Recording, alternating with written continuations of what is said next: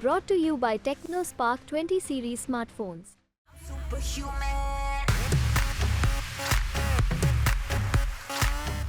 लोकसभा चुनाव के लिए कांग्रेस नौकरी रोजगार देने वाला मैनिफेस्टो लाई तो फिर बीजेपी ने 80 करोड़ लोगों को मुफ्त राशन अनाज देने वाला संकल्प पत्र पेश किया।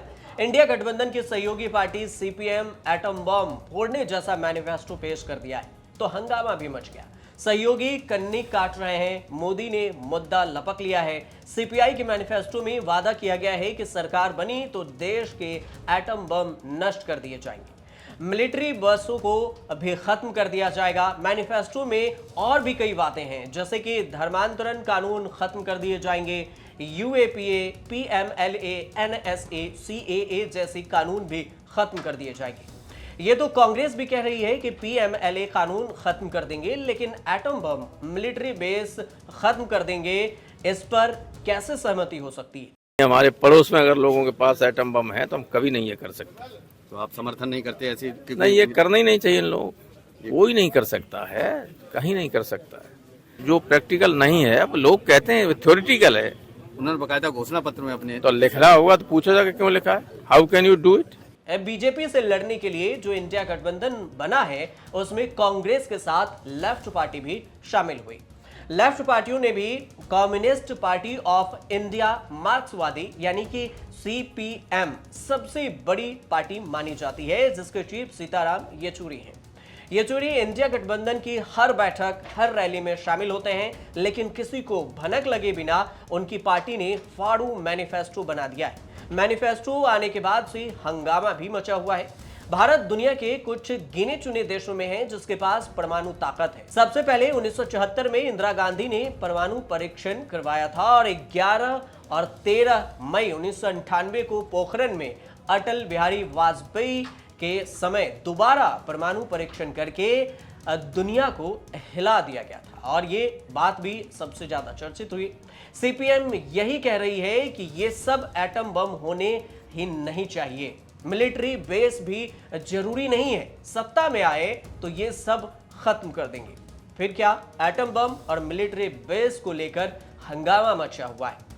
अब सीपीएम आए या ना आए ये तो बाद की बात है, लेकिन सुनना पड़ रहा है कि कांग्रेस और गठबंधन के बाकी साथियों को ये सारी बातें कई विपक्षी दलों से सुननी पड़ रही है। रैलियों में प्रधानमंत्री मोदी सीपीएम के मैनिफेस्टो के बहाने कांग्रेस को घेर रहे हैं।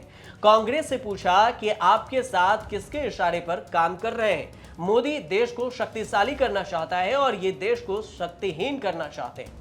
प्रधानमंत्री मोदी ने क्या कुछ कहा, वो बयान सुनिए। उन्होंने अपने मैनिफेस्टो में लिखा है, जिस पोखरण की धरती ने भारत को परमाणु शक्ति से संपन्न किया, अब इंडिया अलायंस का कहना है कि हम भारत के परमाणु हथियार नष्ट कर देंगे, दरिया में डुबो देंगे। मैं जरा कांग्रेस को पूछना चाहता, आपके ये साथी,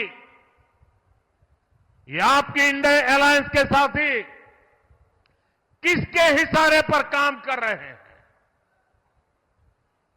ये कैसा गठबंधन है जो भारत को शक्तिहीन करना चाहता है?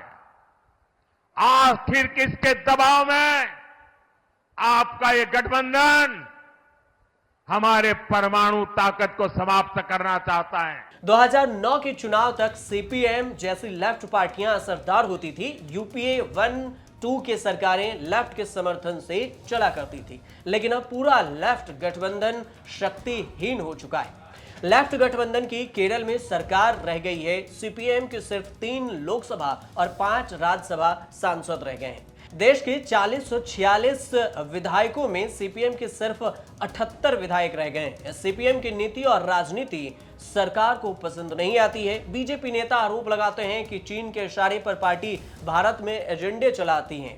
चुनाव से ठीक पहले सीपीएम पर ईडी का शिकंजा भी कसा है। ईडी ने केरल में सीपीएम का लोन फ्रॉड पकड़ा है, जिसकी जांच रिपोर्ट कार्रवाई के लिए चुनाव आयोग को, आरबीआई और वित्त मंत्रालय को भेजी गई है। सीपीएम पर आरोप है कि उसने फर्जी तरीके से केरल के करुवन्नूर सहकारी बैंक में 5 खाते खोलकर पैसों की हेराफेरी की।